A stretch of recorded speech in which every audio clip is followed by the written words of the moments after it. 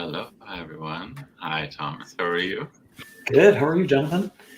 Good. I'm kind of recovering still from my crazy readings last Saturday, but I got my Earl Grey with bergamot. I don't know if you know, bergamot oil is really great for the throat. If you got a sore I throat. did not know that. Well, Good to know. hello, Chris, Elemental Cartomancy. Aloha, aloha, Pamela Batcher. Welcome everyone who's coming in. Welcome to everyone who's watching the playback. Today we're talking about Thomas's deck, the Seaborn Kipper. Yes. And I Yes. was upside down, of course. I was a backer of the Kickstarter. Excellent. So can we get a little introduction about you and your introduction to Kipper and Yeah, sure. So I'm Thomas of Hermit's Mirror. That's how I'm more regularly known online. But for this collaboration, since Yola was using her full name, I decided to use my full name, so it'd be a little less awkward. And like Ciola Thompson and Thomas of Hermit's Mirror. Right. But so I'm online as a divination coach, as a sort of guide in the psychic wilderness. I'm a big fan of the symbolism of the nines in tarot, so the Hermit and the Moon, which is where Hermit's Mirror comes from. And so that guidance and reflection, right, like figuring out how to use divination for yourself.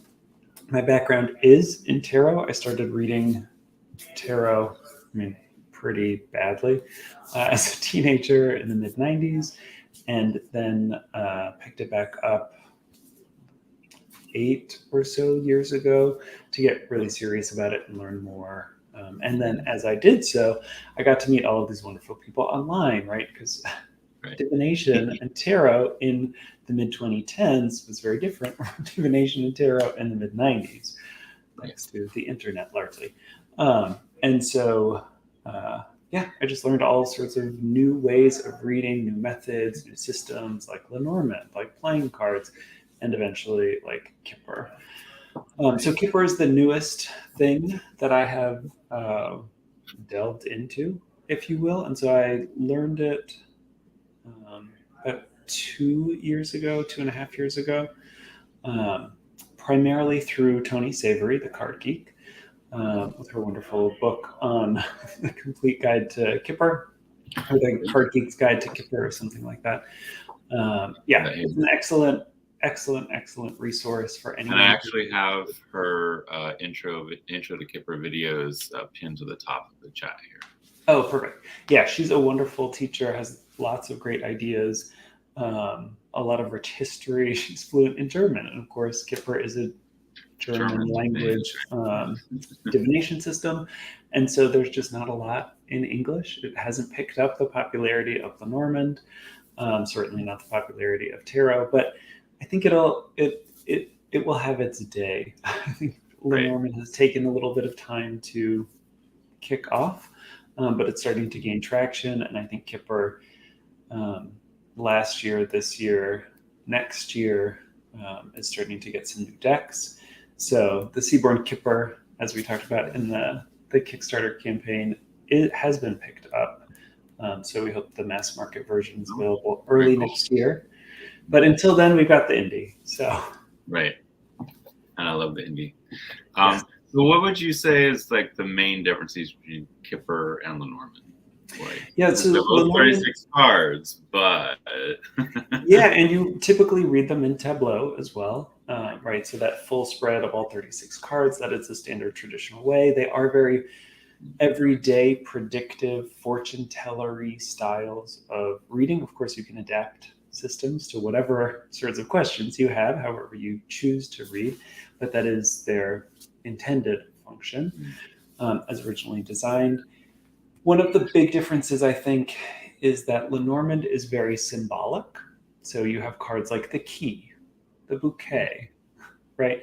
The Rider, which all stand in for something that is a poetic metaphor, if you want to. Right? Like the snake is something, something sneaky, but it's also something long and cylindrical. Right, it's something that twists, as opposed to Kipper, which is just, it tells you what it is.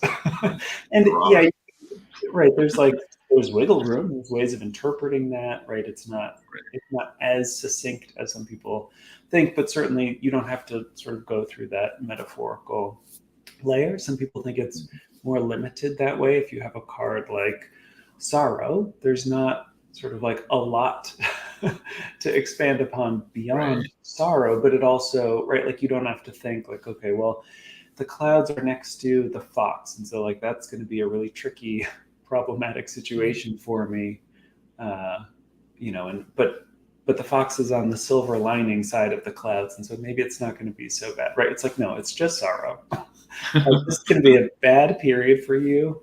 Just prepare for it, right? Like, let's do as much as we can ahead of time so that when it hits, we're still able to like get through things, so that we have the support systems in place. But there are a lot of overlaps.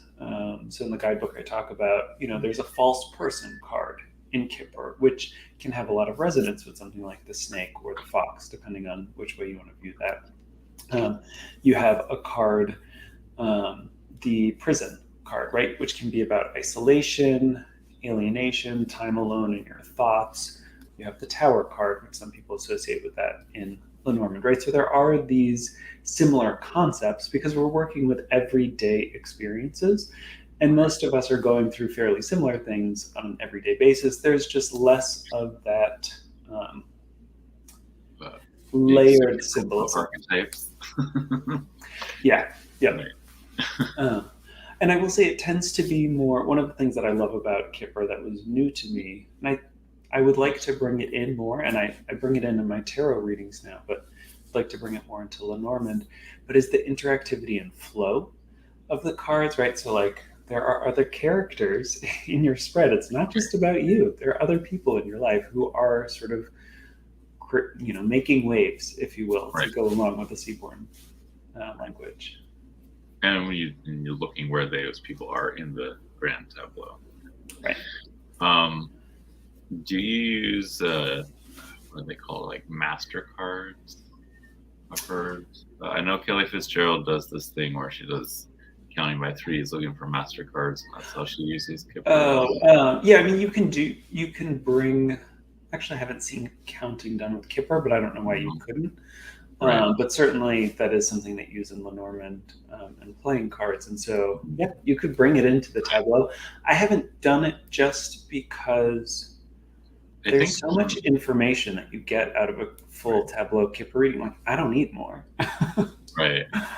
So pretty much you do grand tableaus with your Kipper. Do you do small readings much, or is it mainly just the tableaus? I do if I'm just looking for, a very specific thing. If I don't really want the predictive element, a 9-card square is perfectly useful.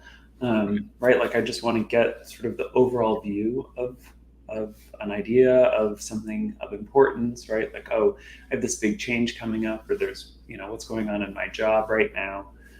I just want to see everything that's around it. I don't need to look at all of this other stuff. Like the grand tableau is really, people translate it as big table, but it's also big picture. It's also a translation of it. And so it's like, it's all the things, right? It's going to be your love life, your health, your job, your wealth. Like everything is going to be in there. And that can be really overwhelming for people, especially if they want to, have a little mystery. They want to, control things for themselves. Sometimes it's better just to get like one thing at a time. And so you would suggest finding the card that represents what that thing is, putting it in the middle, and then doing the 9 cards around. Yeah, I think. And then corners, is that right?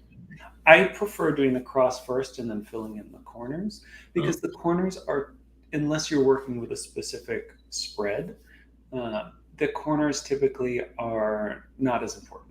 So you want the crux of the issue, right? What's behind you that's out of your control, what's ahead of you that is within your control, and sort of the good and the bad of that. What's on top of you that's sort of like weighing you down, what's underneath that you can pull from.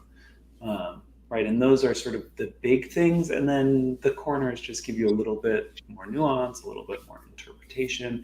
I think it's really fun to play with something like a 9-card square, because you have all of these different rows, you have all of these different columns, right? Like if you're used to doing a 3-card reading, as many people are, it's really just 6 3-card readings, right? You have 3 rows, 3 columns. And then you synthesize all of that information together. So how did you guys come up with the Seaborn theme? So it started with a bad pun. So Ciolo and I were talking about, we wanted to collaborate. I've loved her work for, ever since I got the Line Strider Tarot. I think that's how most people know her. And she had, followed some of the things that I've written about her work, about other tarot decks and, different spreads and reading techniques and things like that. Yeah, her artwork. Just start going through the deck while you talk. And we had all of these ideas, but then they all felt too big to do. Neither of us is used to working with other people, so we wanted a small project, if you will. 36 cards seemed the right amount. And as we were going back and forth, Ciolo's beautiful watercolors really lend themselves to aquatic imagery, just naturally. She had been doing a lot of surfing in Mexico the summer that we started working together, and was really getting into just being in the water. And so we were joking about different things, and Kipper as a type of fish dish in Europe. I was like, oh, what if we did a fish-themed Kipper deck? And we, obviously moved away from just fish into into broader aquatic life. And she had done this beautiful mermate, which we put that character in the guidebook, but she had done this illustration while she was in Mexico surfing before the project, and that was sort of like the starting off point. Like, oh, let's do these genderqueer mermaids who are underwater, who are colorful. If you know Ciolo's work from her other decks, it tends to be very Pacific Northwest, Celtic Isles, like blue, gray, green. And when she was in Mexico, she was really inspired by this vibrancy. And so that really came out in this, a color palette that she was not used to working with, right? All these pinks and blues and these sort of like rich turquoise. All of those were fairly unfamiliar, but they just, it just created this beautiful energy. And yeah, every card she made, I pretty much just loved. Well, and I remember during the, you guys did the intro for the Kickstarter backers, and she was talking about how like she started with the watercolor itself and then just saw what came out of the watercolor. Yep. That's just, wow. Yeah, and that's honestly a lot of how she works, right? Like she has the water splotch is often first. I think she also described that with her Winter Seer Animal Oracle, which is the project that she did with the Welland before we did this indie deck. Yeah, and it's fun to see the different characters, and like a lot of them have little animal companions with them. So you might choose to bring in some extra symbolism there if you want. We didn't get into that in the guidebook in part because it was, as you said, like it was just inspiration of whatever was coming up. We didn't create like an outline of what the card was supposed to be ahead of time. Like that is a strategy for some folks, but that doesn't work with the sort of fluid nature of what we wanted to get out of. But yeah, like this one is a lionfish in the background of Sad News, or underneath Sad News, which is an invasive species in much of North America. And so, you could bring in that unpleasant quality of them to that sad news. Well, yeah, it was a great, easy collaboration. The other thing you guys did was give options for the principles. Yes. Yeah, that was really important to both of us. And it was, as queer people, it was important to us to not be limited to the traditional man and woman card. And you may think like, oh, okay, well, you could just throw in an extra one or something, but actual directionality is really important in Kipper. So if you see yourself more as you want to read left to right, we wanted to make sure that you had some, not just one option for left to right. And if you wanted to read right to left, that you also had an option there as well. And it would have been great to include more. Yeah, beautiful. I think the cards are meant to be slightly non-specific, right? And like open to different interpretations. Obviously, if someone has a beard, they seem like a bearded person, right? But I don't know. I knew a woman in Santa Cruz, California, had a goatee. Hey, right. And so, like the visuals of it, you may find yourself drawn more to one than another, even if you would traditionally assign yourself to the left facing or the right facing. You can just feel called to one of those cards. But we had to limit how many extras we threw in there, just because it can be confusing for people who aren't familiar with the system. So, other than Tony's book, do you have any other books that you would recommend?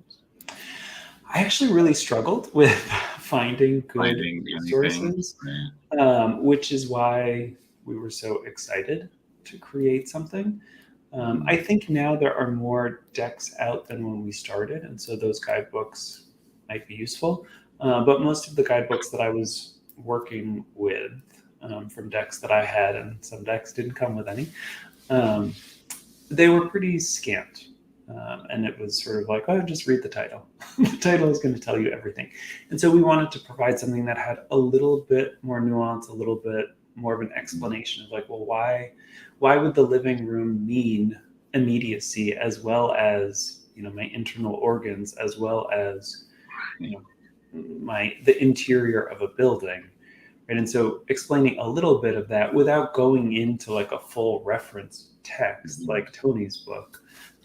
So, some of the things, like if you get into the Kipper system and you want to start using it like a Lenormand, I would recommend that you supplement something like my guidebook with Tony's full text, because it really goes into a lot of those sort of like rich. Well, I do appreciate that you include questions and affirmations for each card. So it really does help bring a deeper thought level to it. Well, Miss Harody.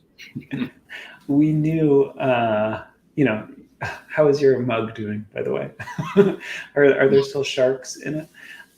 We knew that some people might be scared of the intensity. No, the sharks are disappearing. Beautiful. Right. So the waters are not so scary when you can actually connect with a card on a one-on-one basis before you get into the big tableau, because we know most people don't feel comfortable reading a grand tableau even after they've been reading for several years. And so it needs to be usable and not just like a pretty thing on your shelf without having to, learn that fairly intimidating system. So even if you just pull one card, right, and you journal with that one card, you're getting to know that card and interacting with that energy. So when you see it in a spread, you're like, oh yeah, I know what I was thinking the last time I saw this card. Here's how I can pull in all those things. I'm looking here. I'm trying to figure out when this got printed, but Tony does have a deck out with Stephen Bright. So Rainbow Kipper. I just got this recently myself. Haven't used it yet. I usually grab this one. Yeah, well, both of those creators are really smart. Oh yeah. And so I think that I want to say that came out, I think it was maybe late 2021 or 2022. Whatever it was not available when I was looking at decks. Let's see, 2021. Okay. And so I have not looked at that particular guidebook, but I know Tony is doing a collaboration with Carrie Paris as well for a Kipper deck, so she'll be writing that guidebook, and I'm sure that will be really insightful as well. I do think, this is something that I actually ran into with a customer who was like, well, does it explain how to give a Kipper reading? I was like, well, if you look at your guidebooks for most decks, it'll tell you how to use it, but it's not going to tell you everything you should know about this entire system of divination. So the guidebook should introduce you to how to use the cards, how to do sort of a basic reading, get familiarization. Once you're into the system, you have to take classes. You need to find other books that are devoted to the topic, that aren't just squeezed into a little box. One of the reasons I got this deck specifically is because they color coded cards. Yep. So the movement cards are one color, the stop cards are another color. So I think for me, I still am learning, so I haven't turned it into something that I offer during my readings for paid customers, just because I'm just really using it for myself, getting comfortable. And this one, it's like I said, I got this just because the rainbow is supposed to really help with the reading. So and that was one of the things that was exciting to read in Tony's book, was about this movement, this stop, but it is sort of next level of reading for a lot of people. And so we have the directionality, because that is a key function of Kipper, and it makes it such a beautiful system that you don't really find elsewhere. But things like stop cards and cause and effect, those delineations are probably less important for the starting person than they are when you really want to refine the practice. So, but it looks beautiful. Hello, Patrice. And Pamela says here, I don't know what I'm doing at all with Lenormand or Kipper, but I love to lay out a grand tableau to look at it and just beat it down into little segments. It's the best way. That's how you do it, right? Yep. I think you do know what you're doing, Pamela. And Miss Tarady says, I love the full artwork by Thomas. Oh, thank you. That is from my Lifeline Tarot. So that's a single art tarot deck that I created. It takes Pamela Coleman Smith art and consolidates it into just one line. That's amazing. I also suggest getting a notebook, keep notes. I got this when Thomas was offering a class to the Kickstarter backers. I think this has helped a lot too. Just being able to write down, just doing it, really. Did you so with that class, there's that workbook, right, of exercises of, okay, let's do this, right? Just draw one card a day, or 3 or 5 times a day or something, right? Just in quick succession not in quick succession, just as a quick check-in to see how is this showing up in my day at all, and really just writing it down, because there is less history behind Kipper than there is something like tarot in terms of the scholarship. And so you get to pave your own path, and you don't necessarily have this legacy of 120 years of people writing down oh yeah, this is how I was using it, this is how I was using it, this is how I was using it. And so there's less of that whatever you want, collective unconscious knowledge of what the cards mean, or the energies that they're carrying with them or something. And it becomes much more personal and idiosyncratic, which I think Kipper is really personal as a system. So I was going to ask, what advice would you give for those who are interested but not sure where to start?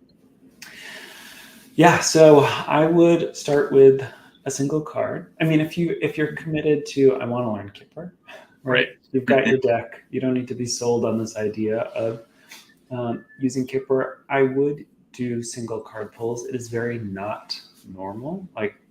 Kipper readers would probably say that's not a Kipper reading, which is fine. You can do oracle readings with Kipper cards, right? It is an everyday oracle. And so I would start with that just to familiarize yourself with the way that such a blunt response can show up. So if you pull a card and you're asking about, oh, okay, like, I don't really want to go to the gym. Like, what will help motivate me? And you pull military. It's like, just do it. Like, why are we having this conversation, right? Like, that is the voice of military. Like, just get it done and stop complaining or overthinking it, right? As opposed to, the nurturing one, which we renamed or provided alternative names for the traditionally gendered names. They still appeared fairly gendered, I think. But we wanted to remind people that cards like Rich Gent, Rich Girl can be anyone. They don't have to just be masculine, feminine. And so the nurturing one is our version of the good lady, the sort of older mothering kind of a figure. Or sorry, caring one. We went back and forth on names. So the caring one, right? She has that more nurturing voice than military. The wise one, which is in place of good Lord, right? He may be looking back in time and saying like, oh, I really wish I had started working out earlier, right? Like they're going to have different ways of communicating to you. And so understanding that the energy of that card can be really useful in that one card reading. And then once you have, I suggest doing that for like a week. And that class that you took, people can still get it, the recording of it through the Seaborn website. But that, the next step would then, yes, check the description for that link. After you've done that for about a week, if you do 3 to 5 a day, like you'll have seen most of the cards and you'll have gotten a way of reading most of them. And then you can, start doing 3 card readings and which is was really useful for me early on, like pulling 2 cards and saying like, okay, where do these overlap and where do they, contrast? Because I kept pulling official and military, and I was like, okay, there's a lot of in certain books, these are virtually identical. They're both like rigid people. Right. And then so I had to figure out for myself, like, okay, there are only 36 cards. They can't be redundant. Right. So where do they differentiate? It's like, official matters is really about processes. Military is more about like methods of individual action as opposed to an external person. So I would do 1 card for a week, then 3 cards, mixing that up with 1 card, and then start throwing in the 5-card cross. That's just 2 3-card readings, but there are also positions. So you can use a little bit of your tarot knowledge, a little bit of your oracle spread knowledge to work that out.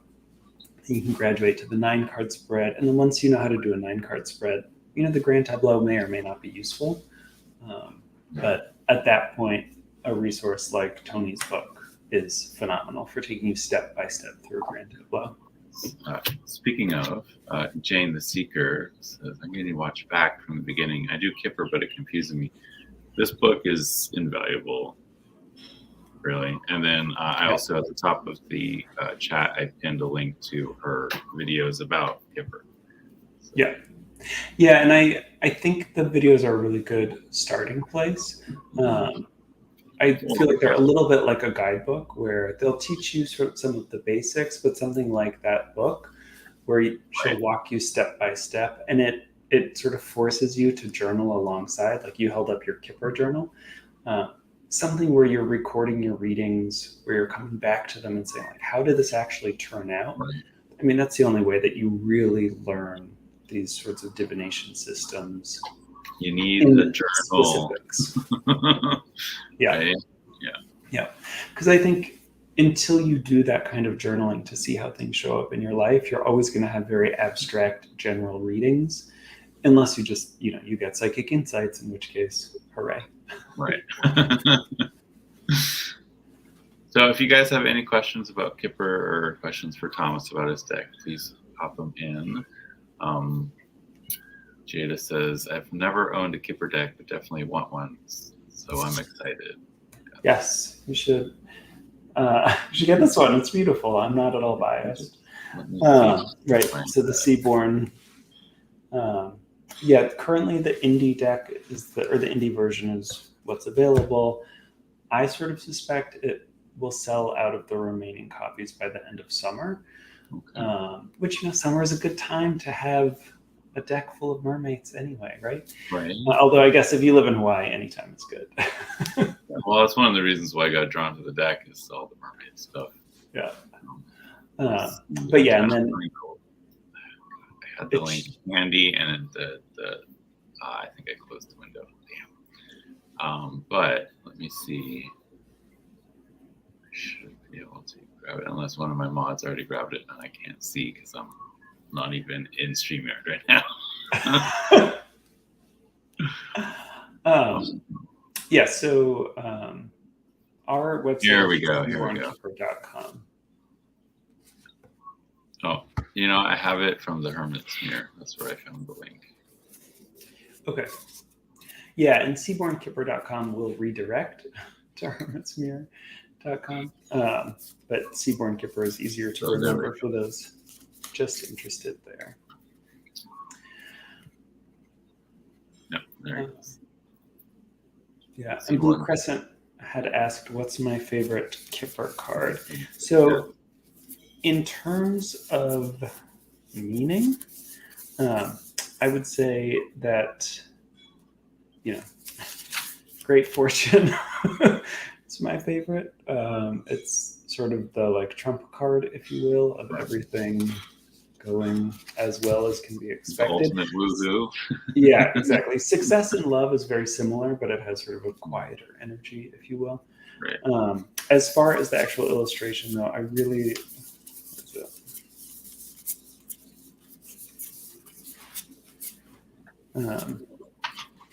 I really like how Thoughts turned out. Oh yeah, that's one of my favorite cards. Yeah, with this figure, they have their eyes set on something. They have this little telescope, but they're not acting on it yet, right? There's that octopus just sort of lingering on. They do have a plan to do something, which distinguishes it from a card like Expectation. But visually, I just think it's really... Well, another one that for me is visually just kind of wow is the False Person. Oh, yeah. It's like you see a face and then you realize, wait, that's a mask. And then you see the sharks and you're like, whoa. Yeah. Well, and that wasn't the original design. No. There was another one that Tilo had actually shared on Instagram, and then it was confusing because it made it look like a person card. And even though it's called False Person, it doesn't usually represent a person, it represents a situation. And so we didn't want it to overly confuse sort of the meaning of the card. So there were a couple that she reworked based on that. Like Official Matters felt too much like a court scene in the original. And so it was like, okay, this is now making it seem too much like courthouse, because one of the names for card number 30 is court official, right? But actually it doesn't have to be a legal situation. And so we stripped out that meaning of it and made it more about the process.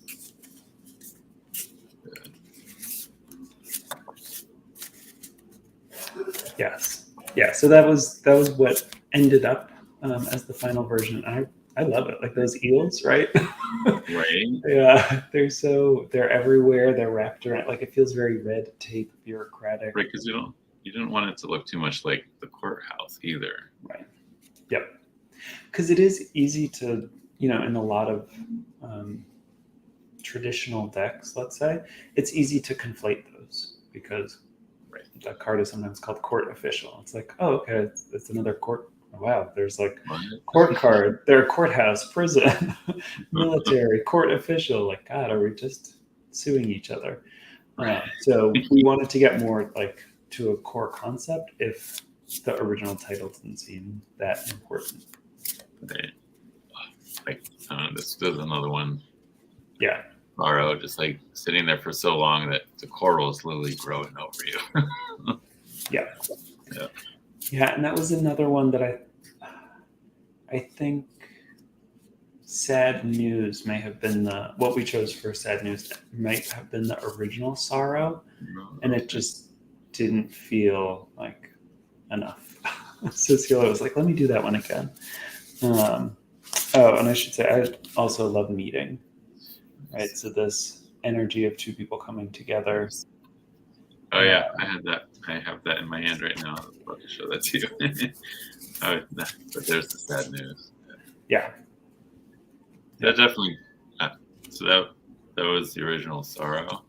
I think that was being sad news, though, because of the letter. Right? Oh, you know what? I have that backwards. Sorrow was originally sad news, and there was a little letter on the ground, but we got rid of the letter because it seemed too despondent. That's what it was.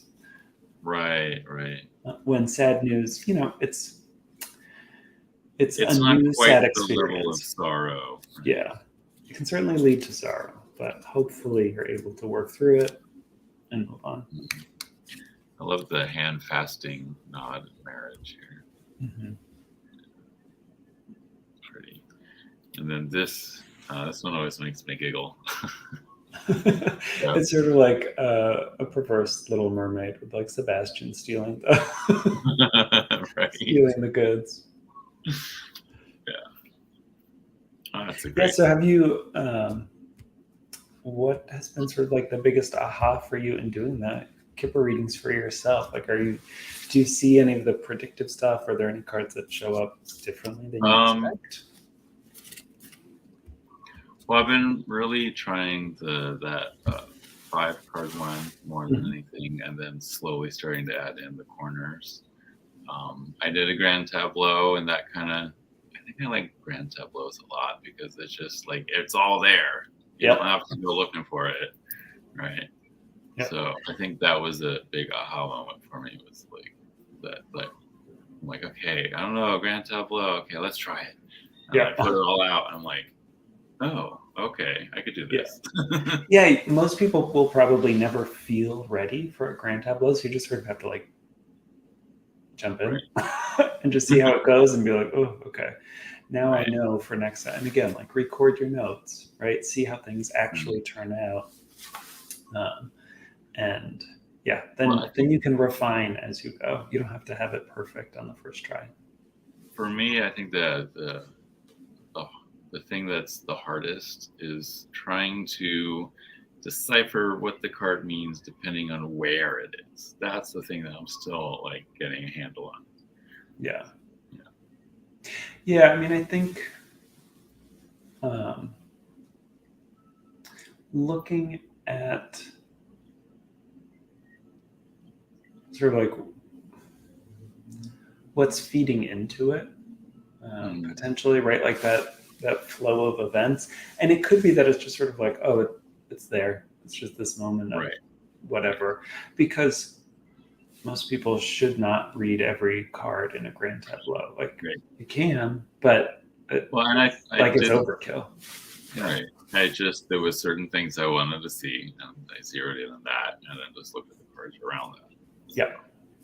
Yeah, which Pamela was saying, I just break it down into little pieces, and that's perfect. Yeah. That's exactly right. Yeah, and it's like, I do too. Give me the whole thing. Right? Yeah. So I know this one kind of color coded the different types of cards, but what's a good way, or like, what's your advice for remembering the types of cards and like which card, like what is it, right? When you what type is that? I think it's, so the system, I mean, I should say the way that we designed all of the cards, they pair well with the system that Tony lays out, with the exception of Child. It's facing the opposite direction,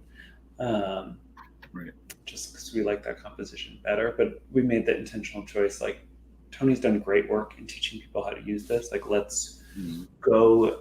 Let's not recreate the same issues or the same like ambiguity that some other decks do, and think like it doesn't matter what they're doing. Like, no, let's be very intentional about that. So a lot of the cards that don't really have directionality feel more static to begin with. that's not always true. But for the most part, that was something that came out naturally in Ciolo's art just by the meaning of the card, right? If you understand, meeting joins things together, marriage joins things together. Right. There is a trajectory for your journey, right? Like those sorts of cards tend to have more emotion in them simply because of what the card means. And, you could be thinking, for yourself, like, okay, this card, like, I'm really curious what's causing this card and sort of what the effect is going to be. Well, that's probably a cause and effect card if you're curious about that. And so just read it as if it is a cause and effect card because that's the information. Things are obvious. Yeah. Right. There are some complexities, like false person reads right to left instead of left to right, as far as directionality. Murky thoughts is similar, like it goes backwards. Change goes right to left as well. But for the most part, like the thing that's affecting comes from the left, the thing that's being affected on comes from the right. I will say one of the reasons why we didn't expressly describe those sorts of things is because I think there is real value for someone who is reading right to left to switch those. Like I think a lot of the like left to right, right to left comes from the sort of assumption that you're either the man reading left to right or the woman reading right to left. And we didn't want that to necessarily be the case. Like if you think about the Grand Tableau layout and where like the best position for a woman is in the house of change. The best position for a man is in the house of the man. Like, and that seems like a messed up situation. And so I think there is good reason to break that tradition a little bit if you want to queer it. And if you feel like that is, there's something inherently misogynistic about the way that plays out. Right. And we're fully supportive of queering the system. Yes. Because we have a long way to go, don't we? Yes, we do. Indeed. One step forward, one step back. Right. Always. Right. Always. Oh. Yeah. But I do think a system, if you are in the position to be able to have multiple decks and you want something like the Rainbow Kipper and you use that as your house, like the thing that you have in the background, right? It then reminds you of what house it is. It provides you the color of like, oh, okay, if I need to look up what this card is, like I have a color guide to me. Something you could also do is have, like there's a deck that I had that I really did not like. And so I just, took all my notes on those cards. I taped them together and made them a little house mat. Because I was like, well, I already have this deck. I don't want to use it to read, but I don't why just throw it out? And so you can use that as sort of your like note-taking one, and then a deck that you want to use to read with, and you don't want to put those sorts of notes on. Right. Just have those alongside of each other. And of course, then there's always just like rote memorization, which is what I did. Right. I just memorize what they do, and if you forget, like, okay, your intuition didn't think it was important. Mm-hmm. Deanne says, that's the only Kipper I have currently and was thinking exactly that. It pairs so well. Well, yeah, Yeah. Exactly why I got them. Well, that, and it's Tony's deck, so I figure, if there's a deck that has a good guidebook, it'd probably be that one. Yes. Hopefully you also find mine to be good. Oh, yes, exactly. I mean, that's why you're here, right? Like I said, the fact that you give questions and an affirmation, that's not in the other stuff. So, yeah, and I find that next level stuff Tony's got. Instead of it being told to me, having a question make me think about it, I think it's a good thing. So, I mean, and you have a lot of really good information in here too. And about the artwork. So, yeah. And I love the fact that it's a full full color image for each one. Yeah.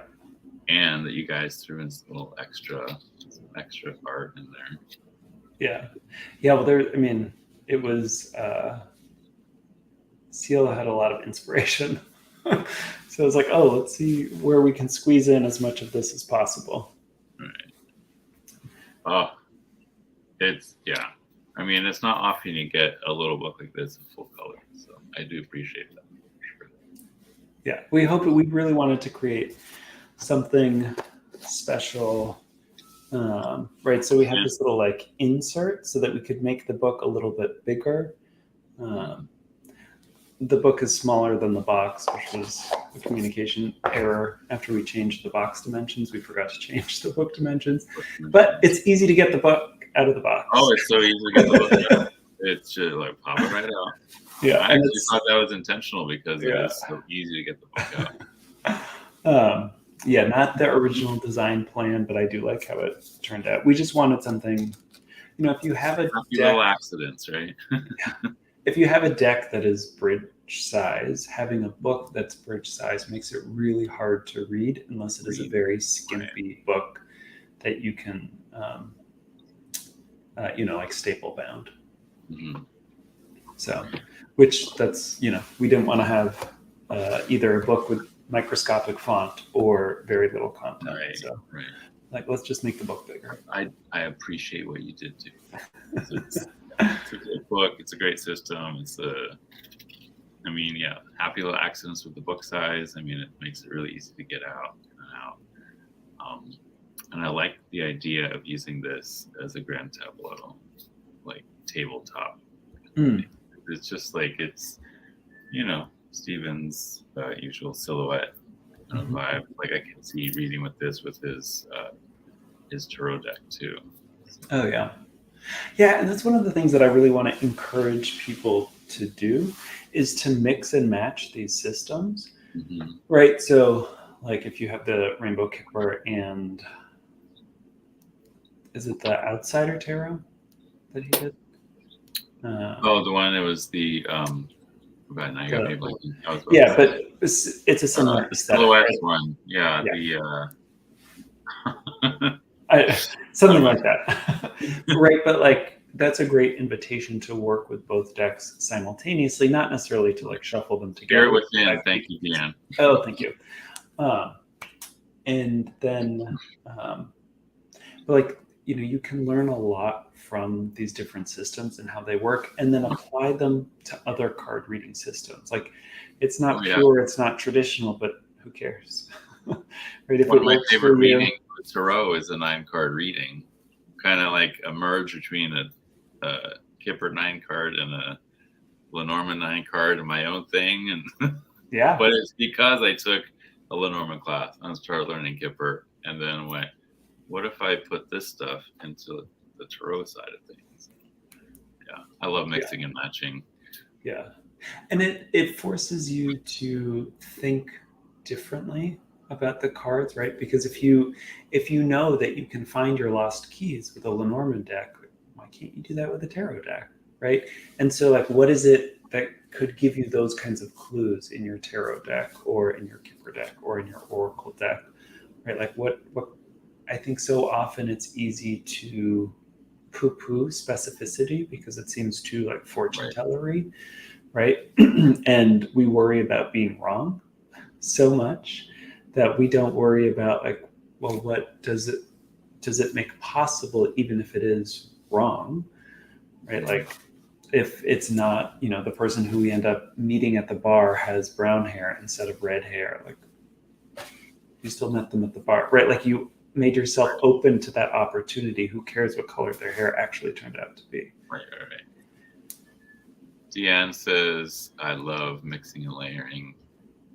Then I throw some charms on top like sprinkles. Ooh. I like that. And then Chris, Elemental Cartomancy. Aloha, Chris. I was playing with Spirit Within yesterday. For funsies, I asked how going back to work is going to be, and the gave me the 5 of Swords, so she's back on her shelf. Oh, that's funny. Oh my goodness. Yeah. What do you like to pair with this with Seaborn Kipper? So I like to use the Seaborn as specific predictive, sort of like energy forecast, right? So what's going to be a good week? What's going to be a rough week? What's, where can I shift things? And then, right, so that has like a specific purpose behind it. If I want to know something more about refined specifics, I'll either use that or I'll bring out a Lenormand deck. I also have a Lenormand, so I tend to use my own. I'm very self-centered that way. And then if I want something sort of like abstract, more autonomously directed, right? Like I want to see, okay, what is this experience going to be? What is it going to bring out of me? How am I going to be tapping into my guides, to my alignment, all of that stuff? Then I'll bring out tarot. And so it's like different aspects of the question can be answered best by different methods. I also, so I mix Lenormand methods with tarot in my tarot tableau system. So I have a system for using the major arcana in a tableau that I highly recommend. It's predictive. I've been thinking about doing that for the longest time. Yeah. It's my go-to for a general reading, usually, especially if someone either doesn't know why they're coming to me or they don't want to tell me why they're coming to me. It's like, all right, let's just see, because again, everything is covered in that tableau. And so if someone says like, oh, okay, this is the thing that the universe thinks I should focus on, great, like let's dig into that. Oh, we have 10 minutes left. What about my love life? What about, this? I have this idea for this book, like how is that going to work out? And so all of those are answered in a tableau. And so having that for tarot has proved really helpful. Well, idea. So yeah, that's I'm thinking of playing with that, especially because I have a few decks that I have like the large size and the mini size, so it'd be perfect for that. Oh yeah. And they're similar. I mean, I'm a big fan of personal reflection, of journaling, of getting sort of deep with cards. And so in a system like that, there are also journal questions for each house position that you can either find on the book, or Benabel Wen did a site See the Tarot with it when it first came out a couple of years ago. And so, she shares all of those questions in the site See the Tarot, so you can get them for free as well. Yeah. Benabel is amazing. She always has so much stuff. Yeah. So, do you have any other decks in the works?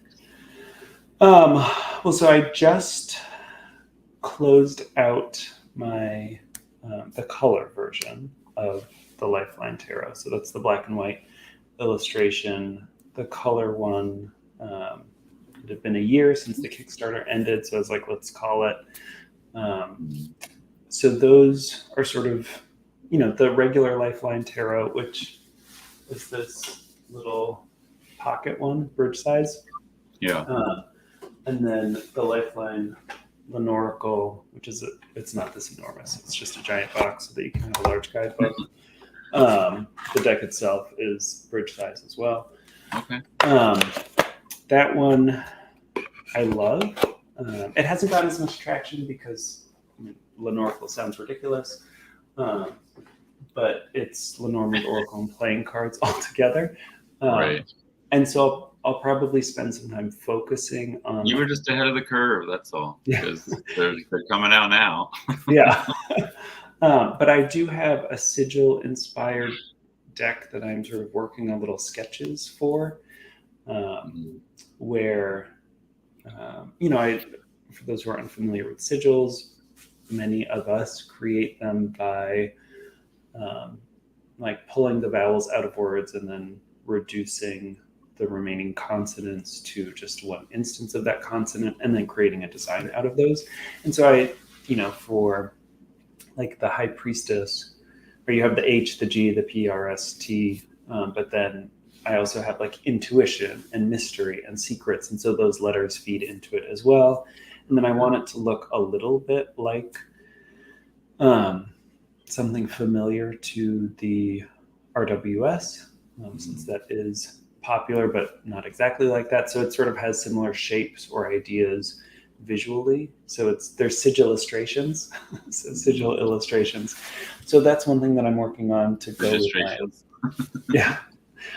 to go with my like using tarot and writing together, because that's sort of my thing at the moment.